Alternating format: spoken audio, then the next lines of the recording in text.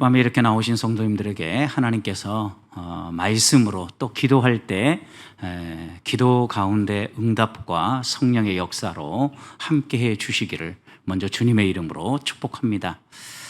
우리 인간이 살아가면서 느끼는 여러 가지 감정이 있는데 그 감정을 모으면 네 가지로 이렇게 모을 수 있다고 합니다. 어떤 사건을 만나든 어떤 사람을 만나든 어떤 환경에 처하든 감정의 여러 다양한 면모가 나타나는데 그 네 가지 면모가 희로애락, 이렇게 희로애락으로 표현하죠.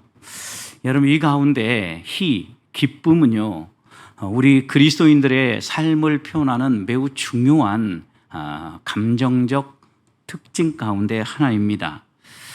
특별히 우리의 삶 가운데 많은 성도들이 기도하는 것처럼 하나님 오늘 하루도 평안하고 기쁨으로 가득하기를 원합니다. 이걸 또 다른 말로 표현하면 행복했으면 좋겠습니다. 이런 표현이죠, 여러분. 슬퍼하고 또 고민 가운데 기도하고 이런 아픔들이 없는 기쁨이 가득한 삶. 누구나 이런 삶을 원합니다. 그런데 우리의 삶을 한번 쭉 돌이켜 생각해 보십시오. 그 누구도 기쁨으로만 가득한 삶을 살지는 못한다는 겁니다. 기쁨도 있고 슬픔도 있고 고통도 있고 또 감사도 있고 다양한 감정들이 이 희로애락이라는 이 감정들이 교차하면서 우리의 삶이 펼쳐진다는 말씀입니다. 기뻐할 일이 좀 많았으면 좋겠다, 이런 마음 아닙니까? 사람들이 이렇게 나라에 중요한 변화가 있을 때마다 대통령 선거가 끝나고 자기가 지지하는 대통령이 당선되었을 때는 살만 난다. 자기가 지지하는 대통령이 아닌 다른 사람이 대통령에 당선됐다 그러니까 어떤 분들은 그러더라고요. TV도 보기 싫다고.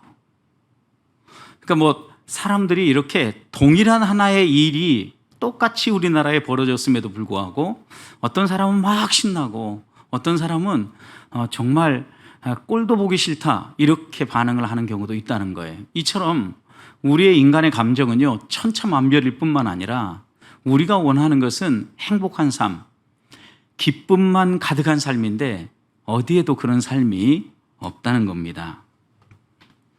기쁨은 인간에게서 일어나는 여러 가지 변화 가운데 마음의 변화입니다. 마음의 변화.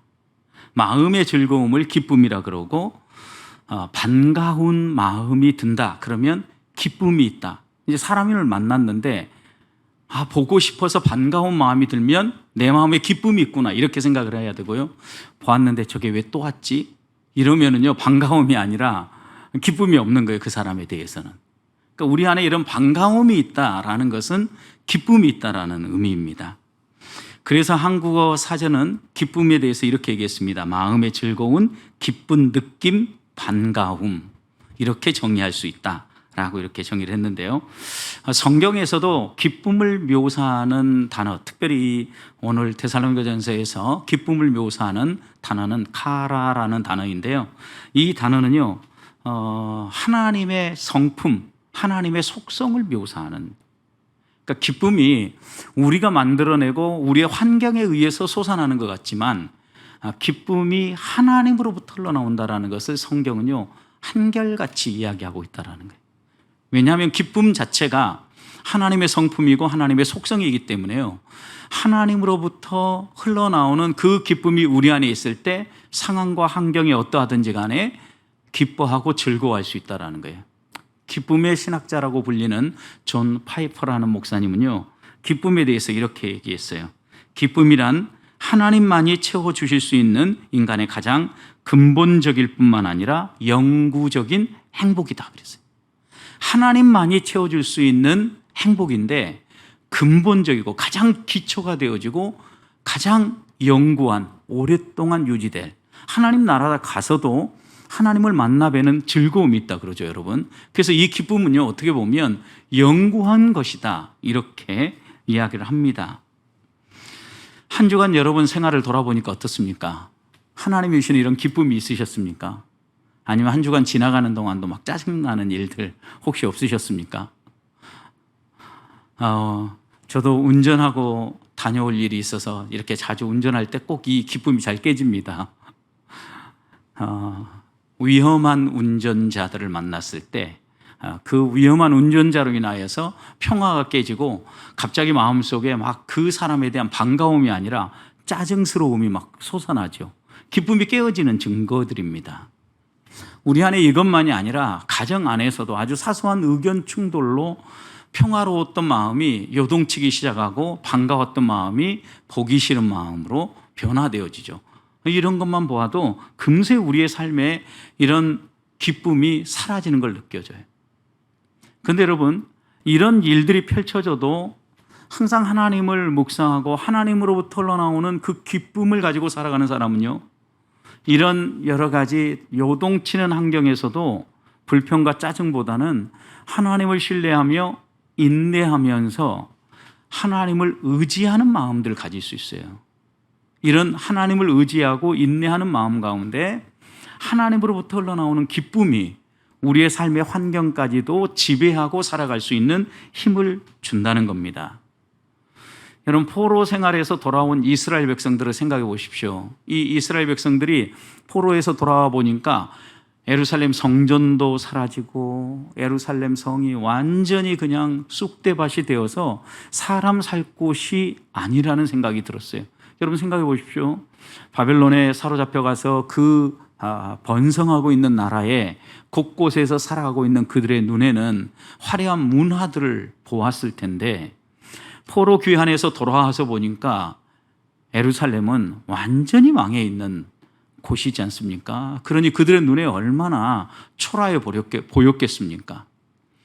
느헤미야는 이렇게 이스라엘 백성들의 신앙 재건을 위해서 다시 한 번 더 눈에 보이는 게 전부가 아니라 하나님을 바라보고 하나님을 의지하도록 신앙 부흥 운동을 하면서 그들을 수문앞 감장에 모으죠.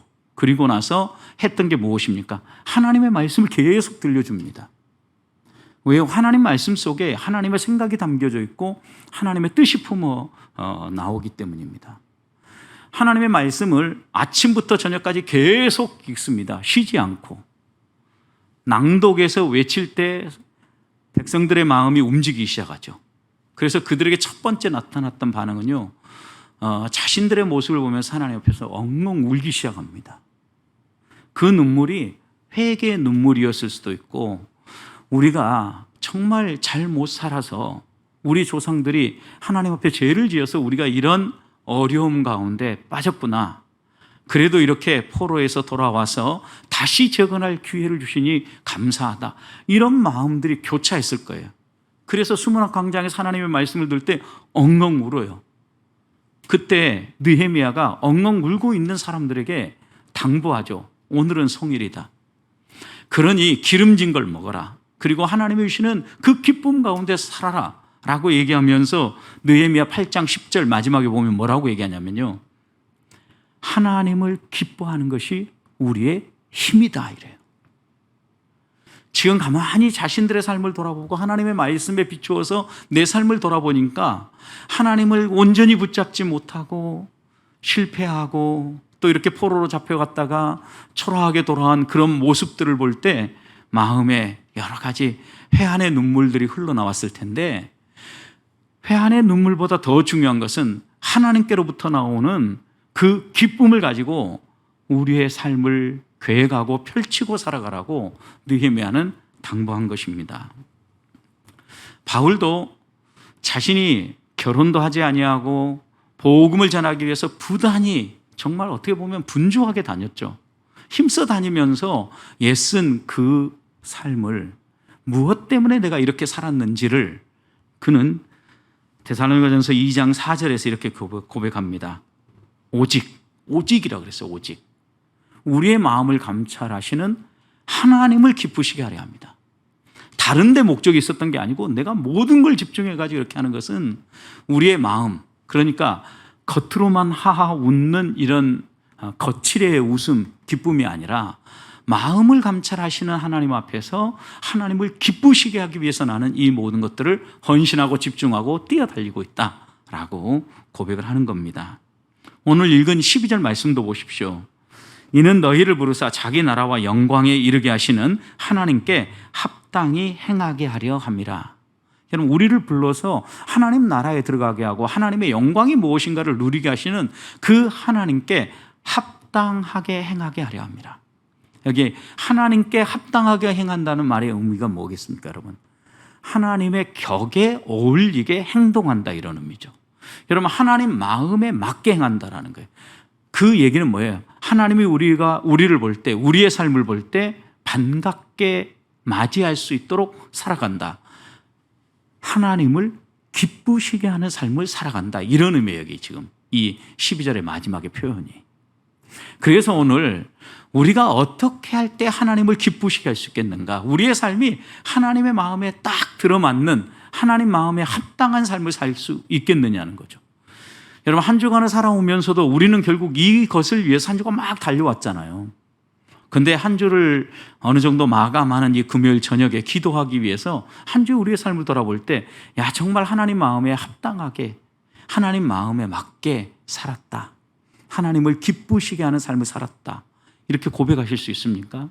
저는 우리 보배교회 성도들이 이렇게 금요 기도회 한 주를 돌아보고 또 새롭게 주일을 맞이해서 주일 예배를 드릴 때마다 정말 이런 고백이 절로 나올 수 있기를 소망합니다. 하나님을 닮아가는 삶이죠, 이게. 이렇게 하나님을 닮아갈 때 우리 안에 기쁨이 넘치는데, 그렇다면 정말 하나님께 합당한 삶, 하나님을 기쁘시게 하는 삶은 어떤 삶일까요? 오늘 7절 보십시오. 바울 사도는 데살로니가 교회 가가지고 사역을 할 때요, 자비량으로 사역을 합니다. 고생을 많이 해요. 어떤 교회에서는 후원을 받으면서 일꾼으로서 열심히 수고하고 애쓴 대가를 받으면서 복음을 전하기도 했는데, 데살로니가 교회에서는 그렇게 하지 않았어요. 그런데 7절 보십시오. 우리는 그리스도의 사도로 마땅히 권위를 주장할 수 있으나 도리어 너희 가운데 유순한 자가 되었다. 유순한 자, 힘없는 자가 되었다. 그래서 유모가 자기 자녀를 기름같이 내가 너희를 대했다라고 얘기하거든요. 근데 힘없는 사람처럼, 유순한 사람처럼 대했다는 것을 어떻게 표현합니까? 사도로서, 또 그리고 복음 전하는 일꾼으로서 그들에게 마땅히 주장할 수 있는 권리가 있어요. 권한이 있다고요. 복음을 들려주는 사람에게는요, 복음을 전하고 복음을 들려주는 사람은 일꾼으로서 마땅히 그 일한 대가를 받을 자격이 있다 그랬어요. 우리 주님도 누가복음 10장의 말씀을 보면 어느 집에 들어가든지 들어가면서 평안을 빌어라. 그리고 난 다음에 일꾼의 마땅한 싹은 먹을 것이다, 이렇게 얘기하시거든요. 그래서 정확하게 이렇게 표현해요.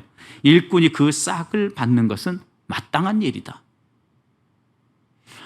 그러니까 바울 사도도 복음을 전하고 정말 어떻게 보면 자신의 삶 전부를 바쳐서 한 사람 한 사람 하나님의 사람으로 길러내기 위해서 애를 쓰잖아요. 그러니까 사도로서, 복음 전도자로서 먹을 것을 요구할 권리도 있고, 또 사도의 영광을 그들이 알아주고 또 영예롭게 대하도록 지도할 수 있어요. 그런데 그런 것들을 어떻게 했다는 게 다 포기했다 이거예요. 이유가 무엇입니까? 그들이 갓난아기와 같기 때문이라는 거죠. 왜요? 유모같이 그들을 길렀다라는 건 어떤 의미예요? 처음 복음을 전하고 막 믿기 시작하는 초신자들은요, 이제 딱딱한 것도 받아먹지 못하고 어머니의 젖만 먹을 수 있는 어린아이 같은 상태이잖아요. 그런 그들이 혹시 오해하지 않도록, 그 당시 순회 이런 강연가들, 철학가들은요, 돌아다니면서 강연을 하고 사람들을 깨우치는 강의를 하고 난 다음에 다 그들에게 대가를 받아서 먹고 살아가는 순회 철학자들이 많이 있었다 그래요. 그러니까 복음을 전하는 사람으로서 이런 오해가 생기지 않도록 자신도 싹쓸 위해서 일하는 싹꾼으로 이 데살로니가 교회 성도들이 오해하지 않도록 그는 자비량으로 일했다라는 거예요. 실제로 우리의 삶 가운데요, 이런 갈등이 있을 때가 있어요. 주의 일을 하면서 헌신하고 사랑으로 봉사한다고 하면서 때때로 막 힘들고 지치면, 이거 마땅한 권리인데 이건 주장해야 되는 거 아니야? 이런 마음 들 때가 있죠. 여러분, 그럴 마음이 들 때에도 이런 것을 무조건 주장하지 말라, 무조건 주장해라, 성경은 이렇게 얘기하는 것이 아니라, 항상 바울이 이런 아디아포라라 그러죠. 어떻게 선택해야 될 건가? 이렇게 선택해도 저렇게 선택해도 둘 다 하나님의 뜻일 수 있을 때에는요, 덕이라는 기준을 가지고 항상 판단하라고요. 덕을 세우라는 거죠. 바울이 지금 여기에서도요, 데살로니가 교회 성도들이 어린아이처럼 젖을 먹는 상태이기 때문에 유모가 아이를 젖을 먹여서 기르는 것처럼 그들에게 복음 중에 복음, 우리는 이런 복음을 뭐라 그래요? 순전한 복음이라고 그러죠. 순전한 복음만 그들 가르쳤더라. 하나님 앞에서 이런 복음을 가르치는 그 모습을 8절에서는요, 두 가지로 딱 묘사해요. 우리가 이같이 너희를 사모하여 하나님의 복음뿐만 아니라 우리의 목숨까지도 너희에게 주기를 기뻐했다. 이유가 뭡니까? 그 다음, 너희들이 우리의 사랑하는 자가 되었기 때문이다. 여러분, 그러니까 유모가 아이를 기를 때, 이제 여기에 유모에 대해서 여러 사람들의 이야기가 있는데, 남의 아이를 젖을 먹여서 키우는 유모를 이야기하는 게 아니라 자기 아이를 젖을 먹여서 키우는 유모로 이해하셔야 됩니다. 유모라고 해도 이게 두 가지로 이렇게 여러분들이 생각할 수 있기 때문에 본문에서 이야기하는 유모는 다른 사람의 아이에게 젖을 먹여서 키우는 유모를 이야기하는 것이 아니라 자기 아이를 젖을 먹여서 키우는 엄마를 이야기하는 거예요. 여러분, 그런데 이 유모가 젖을 먹여서 아이를 키울 때 사랑으로 키우잖아요. 사랑으로. 그래서 그 사랑으로 키울 때 두 가지를 준다는 거예요. 뭘 줍니까? 하나는 복음이고 하나는 목숨이에요. 그러니까 여러분, 우리도 우리의 생활 가운데에서요, 정말 이런 일들을 자주 만나는데, 여러 가지 우리 사회에 아픔이 있을 때마다, 그럴 때마다 여러분, 부모님들의 모습을 보십시오. 제가 산정교회에서 사역을 할 때 삼풍백화점이 무너졌습니다. 그때 여러분이 말씀만 하셔도 잘 아는 장로님, 우리나라에서는 시험관 아기를 1호로 했던 장로님이거든요. 그 장로님의 딸이 늦둥이가 있었는데, 늦둥이가 이 삼풍백화점이 무너질 때 죽게 됐어요.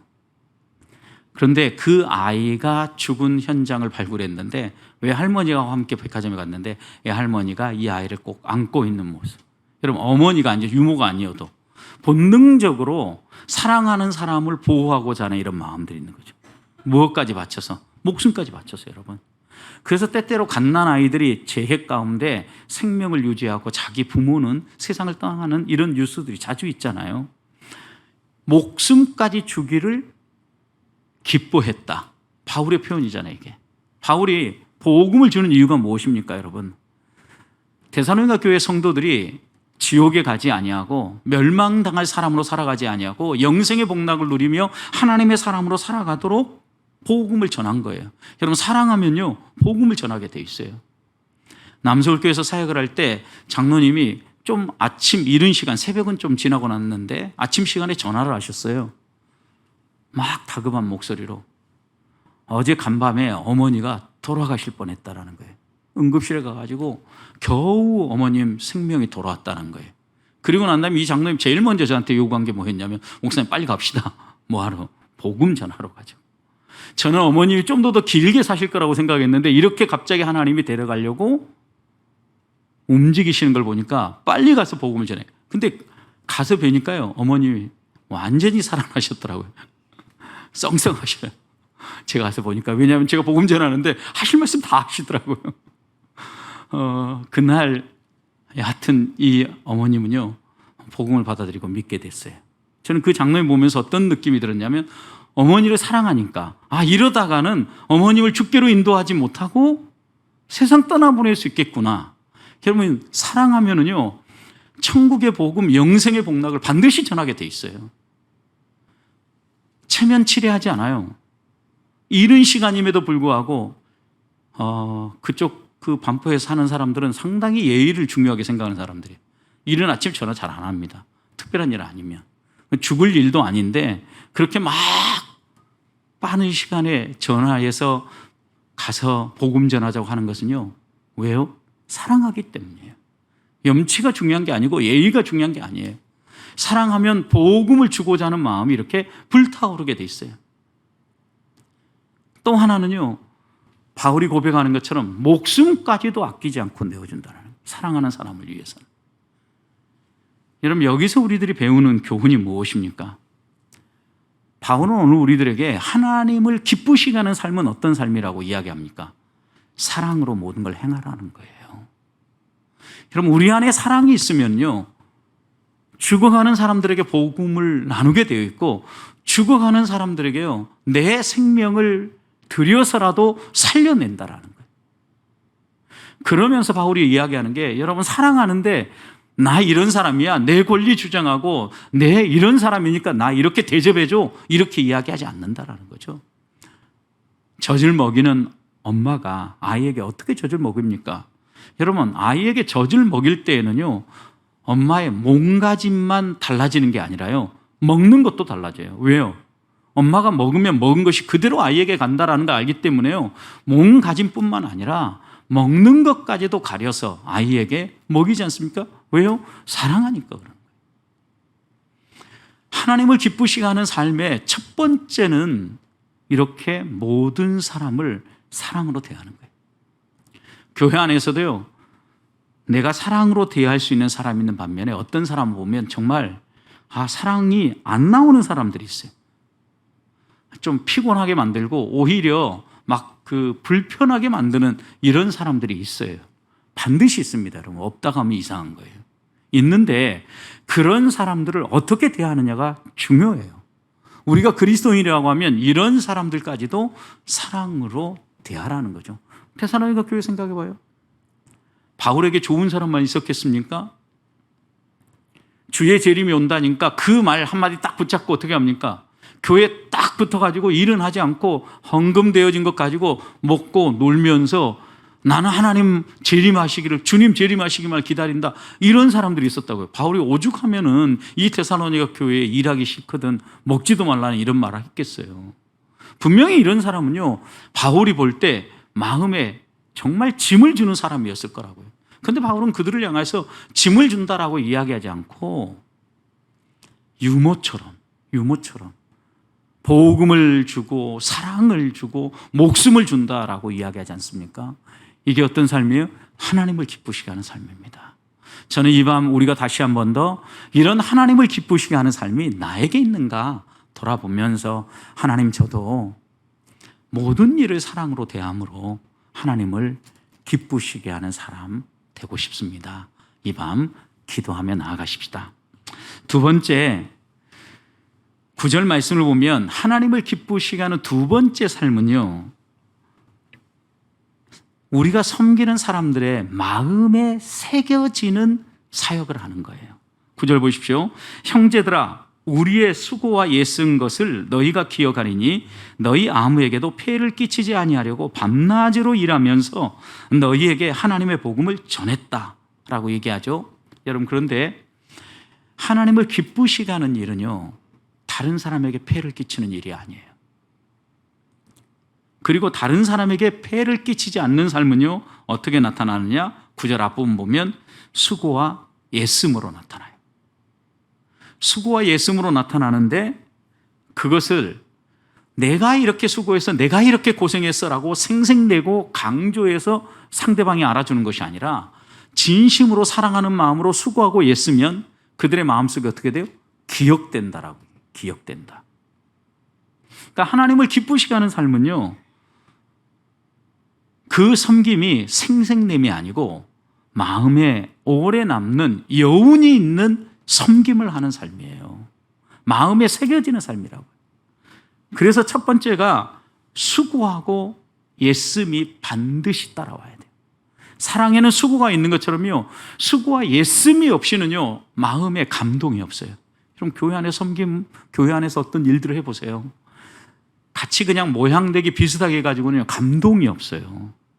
그런데 거기에 땀 뻘뻘 흘리면서 내 어떻게 보면 컨디션이 좋지 않음에도 불구하고 헌신하고 거기에 막 애정을 쏟아붓고 수고해 보세요. 그럼 어때요? 그 수고하고 애쓴 것 자체가 다른 사람이 알아주기 전에 내가 먼저 은혜가 돼. 내가 먼저 행복하다고. 야, 그래도 내가 이렇게 섬길 수 있다는 게 감사하다.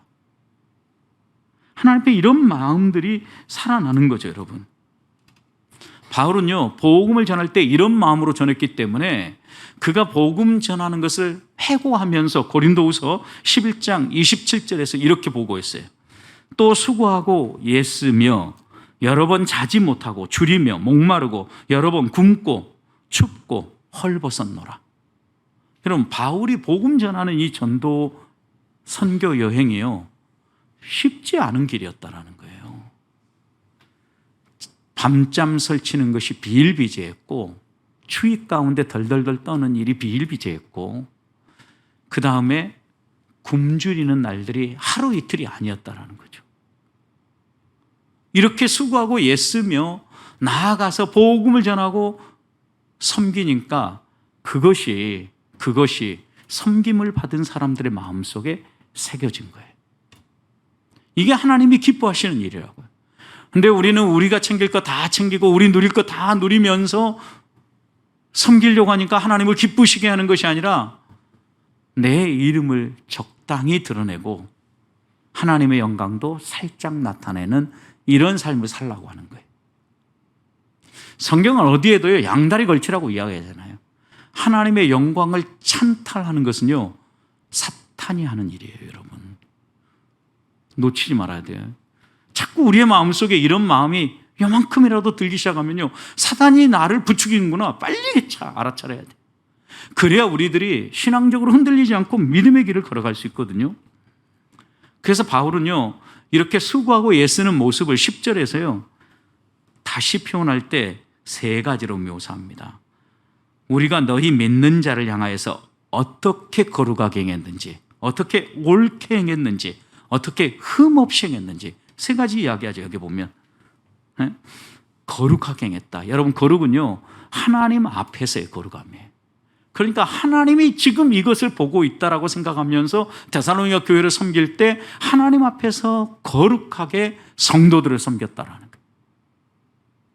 하나님 앞에서 거룩하게 섬기고 하나님의 말씀을 따라 섬긴다고 하면서 데살로니가 성도들의 환경과 형편을 무시하고 섬기면은요, 이건 옳은 일이라고 할 수 없어요. 여기 옳다라는 의미는 눈에 보이는 성도들과 눈에 보이는 사람들과 바른 관계를 맺으며 섬겼다, 이런 의미예요. 그리고 마지막에는요, 흠 없다라고 했죠. 흠 없다라는 것은요, 그 삶을 보니까, 그 섬김을 보니까 나무랄 데가 없었다, 이런 얘기예요. 여러분, 성도가 하나님 앞에서 이렇게 섬길 수 있다면 하나님이 얼마나 기뻐하시겠어요? 우리가 이거 꿈꿔야 되는 거예요. 바울이 지금 우리에게 이걸 꿈꾸라고 지금 이야기하는 거예요. 거룩하게 하나님 앞에서 사람과의 관계 속에서 옳게, 그리고 하나님과 사람, 그리고 모든 사람들 앞에서 내가 행한 걸 하나하나 이렇게 복귀해 볼 때 나무랄 데가 없는, 지나고 보니까 후회가 있고 나무랄 데가 있는 이런 삶이 아니라 하나님 앞에 이렇게 섬길 때, 여러분, 이것이 섬김을 받는 사람들 마음 가운데 새겨지는 삶이라는 거예요. 하나님이 기뻐하시는 삶이라는 거예요. 사랑하는 성도 여러분, 섬기는 사람들의 마음에 어떤 사람으로 여러분이 기억되기를 원하십니까? 바울은 분명히 이야기했어요. 너희도 알고 하나님도 아는 바라고 얘기했어요. 그 얘기는 데살로니가 교회 성도들의 마음속에 이렇게 기억된다라는 거죠. 어떻게 해요? 오늘 분명히 9절과 10절에서 이야기하는 것처럼 우리를 위해서 정말 수고하고 애썼어. 거룩하고 옳고 흠없이 나무랄 데 없이 일했어. 정말 고마운 분이야. 이렇게 기억하고 있다는 이야기 아닙니까, 여러분? 우리들이 하나님 앞에 사역할 때 이런 성도들과의 관계를 맺는다면 얼마나 이게 행복하겠습니까? 저는 오늘 이 밤에 우리가 아직 여기까지는, 왜요? 여러분들은 좀 다가섰을지 모르지만 아직도 저는 멀었어요. 여러분들 가운데 속 끓이게 하는 사람들이 있으면 가끔 저도 막 속에서 끓어오르거든요. 그래서 이게 하나님 앞에서 이게 잘 안 돼요. 기도하자고. 그래서 하나님 앞에서 기도하고, 하나님, 섬기는 사람들의 마음 가운데 제가 이렇게 기억되기를 원합니다. 그렇게 살고 싶습니다. 이번 기도하며 나아가는 성도들이 되시기를 축복합니다. 마지막입니다. 하나님을 기쁘시게 하는 세 번째 모습은요, 12절을 보십시오. 하나님에게 합당하게 행한다. 이 표현은 하나님 마음에 합하다, 하나님의 마음에 어울리게 대하다, 이런 의미다 그랬죠. 자, 그렇다면 하나님에게 어울리고 하나님의 합당한 삶이 어떤 삶입니까? 11절로 와보십시오. 너희도 아는 바와 같이 우리가 너희 각 사람에게 아버지가 자기 자녀에게 하듯 권면하고 위로하고 경계했다 그랬어요. 여러분, 하나의 예를 들었어요. 아버지가 자녀에게 하듯이. 앞에서는 젖을 먹이는 어머니의 비유를 들었는데 지금 뒷부분에서는 아버지를 예를 들었어요. 그리고 그 아버지를 어떤 아버지로 묘사합니까? 세 가지를 이야기했어요. 여기 아버지의 역할에 대해서. 아버지로서 권면하고 위로하고 경계하는 거죠. 여러분, 권면하는 것은요, 교훈하는 거예요. 하나님의 말씀을 바로 풀어서 교훈하고 가르치는 거죠. 위로하는 건 뭐예요? 힘들고 지칠 때 조용히 곁에 있어주는 것, 위로가 되죠. 그 사람이 하는 얘기를 들어주는 것, 위로가 되죠. 여러분, 때로 어떤 때 보면요, 힘들어할 때는 그냥 아빠가 같이 가줄게, 이 말 한마디만 해도 자녀는요, 힘을 얻어요. 이게 위로죠, 위로. 그리고 그 다음에 경계하는 것, 이런 것은 조심해야 돼. 이런 것은 피해야 돼. 이런 것은 하면 안 돼. 이렇게 가르치는 게 경계죠, 여러분. 바울이 적어도 이 데살로니가 교회 성도들을 대할 때 유모의 심정, 그리고 또 아버지의 심정으로 대한 거죠. 왜요? 영적 아버지라고 생각한 거예요. 고린도전서 4장 15절 말씀을 보면 바울은 이렇게 얘기했어요. 교회 안에 1만 스승이 있다 그랬어요. 1만 스승. 많은 스승이 있다는 거죠. 그러나 아버지는 많지 않다 그랬어요.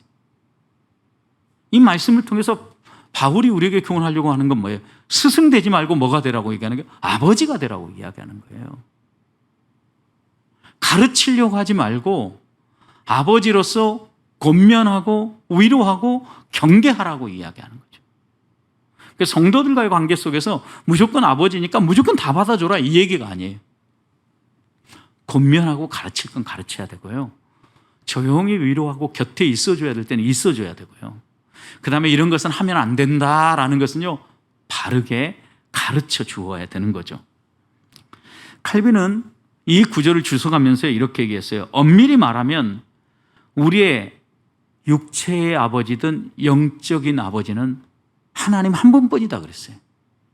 우리는 육체 아버지가 별도로 있다고 생각하잖아요. 근데 칼빈은 이 본문 주석하면서 우리의 육신의 아버지도 영적인 아버지도 하나님 한 분뿐이다. 왜냐하면 그분이 우리를 지으셨고 그분이 우리를 거듭나게 하시고 하나님의 사람으로 소생시키시기 때문이다. 이렇게 얘기했어요. 이의가 없죠, 여기에는. 그러면서 바울의 이런 표현들을 보면서 1만 스승을 많대, 아버지는 없다라는 이런 표현들에 대해서 칼빈은 주석을 하면서 뭐라 그랬냐면요, 하나님의 영예가 손상되지 않는다면 복음으로 낳은 사람을 아버지라 할 수 있다 그랬어요. 이 사람을 아버지라고 하는데 하나님께 돌아가야 될 영광을 내가 영적인 아버지야 라고 얘기하면서 다 빼앗아 간다. 그러면 안 돼요. 하나님께 영광을 돌리고 하나님의 영광이 손상되지 않으면서 정말 영적 아비로서 자녀들을 돌보는 것처럼 성도들을 돌보고 또 믿음의 형제 자매들이 이런 관계로 믿음의 1세대, 2세대, 3세대, 4세대를 내려가면서 영적 부모로서의 이 계보가 이어간다면 아무런 문제가 없다 그랬어요. 여러분, 그러니까 우리들이 하나님의 영광을 도중에 찬탈하면은 무슨 행동이라고요? 마귀적 행동이라고요. 이 하나님의 영광을 찬탈한 존재는 사탄밖에 없으니까 여러분. 이걸 깨달아야 돼요. 그래서 하나님을 대적하는 행위거든요. 그 영예를 찬탈하지 아니하고 하나님을 하나님 인정하고 모든 걸 하나님께 영광을 돌리면서 내가 영적인 부모로서 자녀에게 뭘 느끼는 거예요? 대접받는 것이 아니라 무한 책임을 갖는 것이 부모예요, 부모 여러분. 생각해 보십시오. 갈수록 아이들이 커가면 편하고 좋다라고 얘기하는데 아이들을 길러보면 길러볼수록 어른들이 한결같이 하는 얘기가 뭐예요? 바로 그 전 단계가 더 좋았다라는 거예요. 걷기 시작하면 기어다닐 때가 더 좋았어. 기어다니기 시작하면 누워있을 때가 더 나았어. 누워있는 아이를 보면 뱃속에 있을 때가 몇 번 더 좋았어. 우리는 뭐라고 그래요? 빨리 컸으면 좋겠다 이러는데 부모님은 다 부끄러워. 왜냐하면 컸다고 해서 책임이 없어지는 게 아니라 커도 장성해도요, 시집가고 장가가도요, 무한 책임을 가지고 섬기고 서비스하고 함께하는 사람이 부모이지 않습니까, 여러분? 이런 마음으로 믿음의 영적 계보를 이어가라는 거예요. 그러면 영적 아비가 얼마든지 우리 안에 있을 수 있어요. 자꾸 가르치는 스승으로서 아비 행세를 하다 보니까 문제가 있는 거라. 오늘 우리 시대도 바울과 같은 아버지의 마음을 가지고 아버지의 관심을 가지고 사랑을 베풀고 호의를 베푸는 이런 사람들이 있다면 하나님은 기뻐하실 거라. 아니, 하나님을 기쁘시게 하는 일이에요. 여러분, 그래서 세 번째 우리들이 하나님을 기쁘시게 하는 사역은요, 내가 하나님의 영광을 빼앗지 아니하고 하나님께 모든 영광이 올라가도록 하나님을 바라보게 해주는 거예요. 영적 아비로서 나를 바라봐가 아니라 하나님을 바라봐 라고 교육하고 가르치는 게 하나님을 기쁘시게 하는 삶이에요. 사랑하는 성도 여러분, 하나님의 말씀은 씨앗과 같습니다. 오늘 하나님 우리에게 주시는 말씀을 가슴에 품으십시다. 품고 또 품고 기도하면요, 반드시 좋은 토양에서 뭐가 나와요? 싹이 틔우고 열매가 맺어요. 가장 좋은 토양은 겸손이라고 그랬어요. 겸손에 촉촉함이 묻어나기 위해서는요, 눈물의 기도가 뒤따라와야 된다 그랬어요. 오늘 이 밤 그래서 우리가 기도하자고요. 하나님, 내가 이 말씀을 마음에 품고 그 땅이 촉촉하게 젖도록 나의 연약함을 내려놓고 눈물로 기도합니다. 하나님 도와주십시오. 그리고 내 삶에도 하나님을 기쁘시게 하는 이런 삶이 살아나게 해 주시옵소서. 무엇을 하든지 사랑으로 행하게 하시고, 내가 섬길 때 섬김을 받는 사람 마음 가운데 내가 남는 게 아니라 하나님이 남고 오래 기억될 수 있도록 수고하고 애쓰고 사랑으로 대할 수 있도록 도와주시옵소서. 유모와 같은 마음으로, 아비와 같은 마음으로 이렇게 살고 싶습니다. 오늘 이 밤 같이 기도하면서 하나님 앞에서 우리의 신앙을 다시 한번 점검하고 견고하게 서는 성도들이 되시기를 주님의 이름으로 축복합니다.